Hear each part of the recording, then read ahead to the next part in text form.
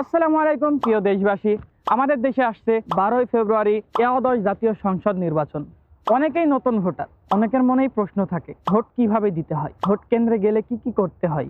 আজকে এই ছোট্ট ভিডিওতে আমরা দেখাবো গণভোট বা সাধারণ ভোট দেওয়ার সঠিক নিয়ম কি, ভোট কেন্দ্রে গেলে ধাপে ধাপে কি কি করতে হয় এবং একজন সচেতন নাগরিক হিসাবে ভোট দেওয়ার সময় কোন কোন বিষয়গুলো খেয়াল করা জরুরি।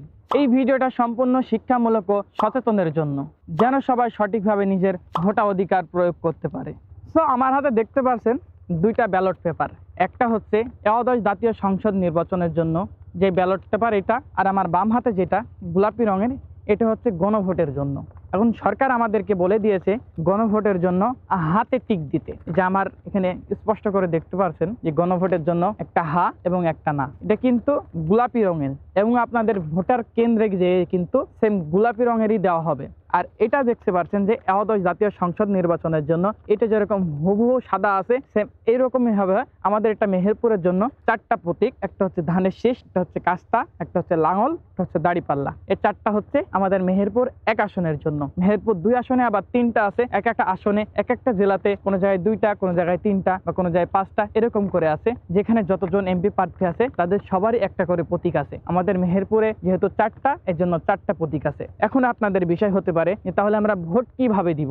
ভোট দেওয়ার সিস্টেম হচ্ছে এই যে আমার হাতে যে একাদশ জাতীয় সংসদ নির্বাচনের জন্য যেই ব্যালট পেপারটা দেখছেন, এই পেপারটা সেম এইরকম করেই থাকবে। সেম পেপারটা এতটুকু সাইজ দেওয়া হবে, সেম এইরকমই থাকবে। আপনাকে একটা সিল দেওয়া হবে, ওই সিলটা কক্ষে নিয়ে যাওয়া হবে। ওই কক্ষের মধ্যে আপনি একটা সিল নিয়ে আপনার পছন্দের মতন প্রতীক, আপনার যেই পছন্দের প্রতীক আছে সেই পছন্দের প্রতীকের উপরে আপনি সিলটা মেরে দিবেন। এখন সিলটা মেরে দেওয়ার পরে আপনি কি করবেন, সিলটা মেরে দেওয়ার পরে আপনার কাজ হবে একটা বাক্সের মধ্যে ভোটটা ফেলে দেওয়া। এখন আপনি কি করে এটা মুড়াবেন, এটা তো সম্পূর্ণ আপনি তো বাক্সের মধ্যে ফেলতে পারবেন না। এখন আপনার মনের মধ্যে প্রশ্ন হতে পারে সে আমি ভাঁজটা কি করে করব। ভাঁজটা আপনার মনে হতে পারে আমি কি ভাঁজটা এরকম করে করব, নাকি লম্বালম্বি করব, নাকি কিভাবে ভাঁজ করব। আসুন আমরা জেনে নিই যে গণভোটের জন্য বা জাতীয় সংসদের জন্য আপনি কিভাবে ভোটটা দিয়ে কিভাবে আপনার ব্যালট পেপারটা আপনি মুড়াবেন। এই যে আমার হাতে যে ব্যালট পেপারটা দেখছেন, এটা আপনার পছন্দের প্রতীকের উপরে মেরে আপনি কি করবেন, এরকম করে কখনো মোড়াবেন না। এরকম করে যদি মোড়ান, আপনার যে সিলটা আছে ওই সিলটা যদি আপনি যেই প্রতীকে মারবেন যদি এরকম করে দেন, ওই সিলটা কিন্তু পরবর্তী আরেকটা প্রতীকের উপরে লেগে যাবে, আপনার ভোটটাই কিন্তু নষ্ট হয়ে যাবে। আপনি কি করবেন, এই যে এরকম করে থাকবে আপনার পছন্দের প্রতীকের উপরে আপনি সিল মারবেন। সিল মারার পরে আপনি এই যে লম্বালম্বি আছে, এই লম্বালম্বিভাবে আপনি এরকম করে আপনি ভাঁজ করবেন। এরকম করে একটা ভাঁজ করবেন, এরকম করে ভাঁজ করার পরে আপনি আবারও আর একটা ভাঁজ দিবেন এই বরাবর, তখন মাঝামাঝি ভাঁজ দিবেন। এই যে লম্বা আছে, লম্বা থেকে এরকম মাঝামাঝি একটা ভাঁজ দিবেন। মাঝামাঝি ভাঁজ দেওয়ার পরে আরেকটা আবারও ভাঁজ দিবেন। ভাঁজ দেওয়ার পরে এবার আপনি বাক্সের মধ্যে ভোট ফেলে দিবেন। এটাই হচ্ছে আপনাদের কাজ। আর গণভোটের ক্ষেত্রে আমরা দেখেছি যে প্রবাসীদের ভোট বা পুলিশদের ভোট বা আর্মিদের ভোট সবার কিন্তু টিক দিয়ে হচ্ছে ভোট দেওয়া। আমাদের মধ্যে অনেকের কনফিউজ যে আমরা কি টিক দিয়ে ভোট দিব নাকি আমাদেরকে সিল মারতে হবে। এখানে একটা প্রশ্ন আছে, এই যে গোলাপি যেই পেপারটা দেওয়া এটা হচ্ছে গণভোটের জন্য। এটা আপনার বাইরের দেশে বা যারা প্রবাসী তাদের জন্য টিক চিহ্ন, কারণ তারা শিক্ষিত, তারা সবাই টিক দিতে পারে। কিন্তু আমাদের বাংলাদেশে অনেকেই লেখাপড়া জানে না, তারা দেখা যাচ্ছে টিক দিতে পারে না। তাদের ক্ষেত্রে কি সরকার থেকে বলা হয়েছে তাদের টিক দিলে তাদের ভোটটা বাতিল হয়ে যাবে।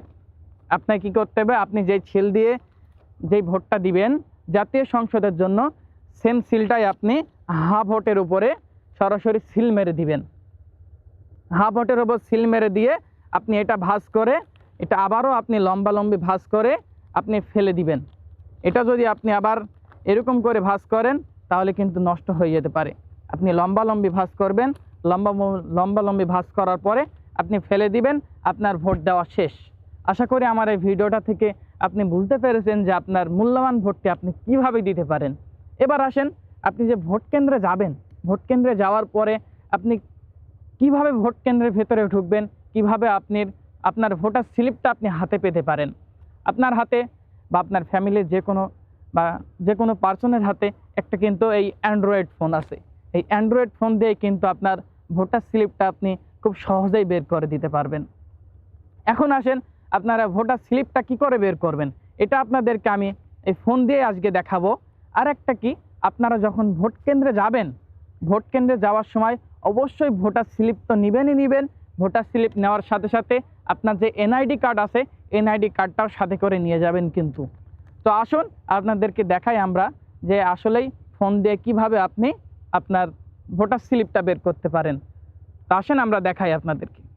তো আমি চলে আসলাম সরাসরি আমার মোবাইলের, আর মোবাইল ফোন থেকে আমি দেখাবো সরাসরি খুব সহজে কিভাবে আপনারা ভোটার স্লিপ বের করতে পারেন। তার জন্য সর্বপ্রথম চলে যেতে হবে আমাদেরকে প্লে স্টোরে। প্লে স্টোরে যাওয়ার সাথে সাথে আমাদেরকে সার্চ বারে সার্চ করতে হবে স্মার্ট ইলেকশন ম্যানেজমেন্ট বিডি।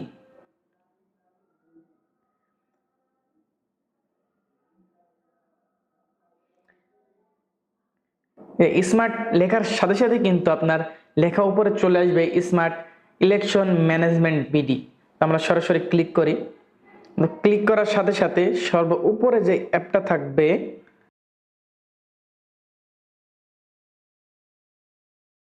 সর্বোপরে যে অ্যাপটা, এই অ্যাপটা আমাদেরকে ডাউনলোড করা লাগবে। তো এই অ্যাপটা আমরা ডাউনলোড করি। আমার যেহেতু ডাউনলোড করাই আছে আমি সরাসরি ওপেন করলাম। ওপেন করার সাথে সাথে ঠিক আপনাদেরকে এইরকম পেজ দেখাবে। এই হোম পেজ যখন দেখাবে আপনারা কি করবেন, আপনারা সরাসরি চলে যাবেন এই টু আইকন, যে কর্নারে যে টু আইকন আছে এই টু আইকনে আপনারা চলে যাবেন। টু আইকনে যখনই আপনারা চলে যাবেন তখন লেখা উঠবে বাংলাদেশ ইলেকশন কমিশন এবং নিচে লেখা থাকবে একাদশ জাতীয় সংসদ নির্বাচন। তো আমরা কি করব, সরাসরি আমরা এই একাদশ জাতীয় সংসদ নির্বাচনে আমরা সরাসরি ক্লিক করব। ক্লিক করার সাথে সাথে আমাদেরকে এরকম একটা পেজ দেখাবে। যখন এই পেজ দেখাবে তখন আমরা সরাসরি এই যে নিচে সার্চ যে বার আছে, সার্চ আইকন আছে, এই সার্চ আইকনে আমরা ক্লিক করব। সার্চ আইকনে ক্লিক করার সাথে সাথে কিন্তু আমাদের এখানে লেখা উঠেছে এই একাদশ জাতীয় সংসদ নির্বাচন এবং নিচে আছে এনআইডি নম্বর এবং আছে জন্ম তারিখ লিখুন। আপনার এনআইডি কার্ডে যে জন্ম তারিখ আছে এবং এনআইডির নিচে যে নাম্বারটা আছে সে নাম্বারটাই আপনাকে লেখা লাগবে। আমি নাম্বারটা লিখি, দেখেন।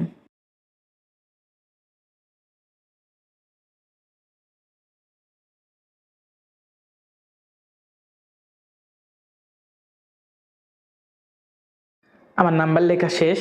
এখন আমার জন্ম তারিখটা দিব। জন্ম তারিখ দেওয়ার সাথে সাথে কিন্তু আমার এটা শো হয়ে যাবে। সো জন্ম তারিখ দিলাম। জন্ম তারিখ দেওয়ার সাথে সাথে আমার কোন মাসে জন্ম সেই মাসটা এবং তারিখটা আমি সিলেক্ট করে দেওয়ার সাথে সাথে আপনি ওকেতে ক্লিক করবেন। ওকেতে ক্লিক করার সাথে সাথে আপনি সরাসরি যে সার্চ আইকন আছে এই সার্চ আইকনে আপনি সরাসরি ক্লিক করবেন। তো আপনারা এতক্ষণ দেখলেন ব্যালট পেপারে কিভাবে সিল মারতে হয় এবং বাক্সে কিভাবে ভোট দিতে হয় এবং কিভাবে স্লিপটা বের করতে হয়, সব কিছু দেখালাম এই ভিডিওর মাধ্যমে। যদি ভিডিওটা ভালো লাগে পেজটা ফলো দিয়ে লাইক কমেন্ট শেয়ার করে যারা নতুন ভোটার আছে তাদের কাছে অবশ্যই পাঠিয়ে দিবেন। আর আগামীর বাংলাদেশ ন্যায় ইনসাফের বাংলাদেশ, আগামীর বাংলাদেশে আমরা কোনো চাঁদাবাজ, কোনো দুর্নীতিবাজ, কোনো কাউকে আমরা বাংলাদেশের জমিনে আমরা দেখতে চাই না। এই বলে আমার এই ভিডিওটা শেষ করছি। সবাই ভালো থাকবেন। আল্লাহ হাফেজ।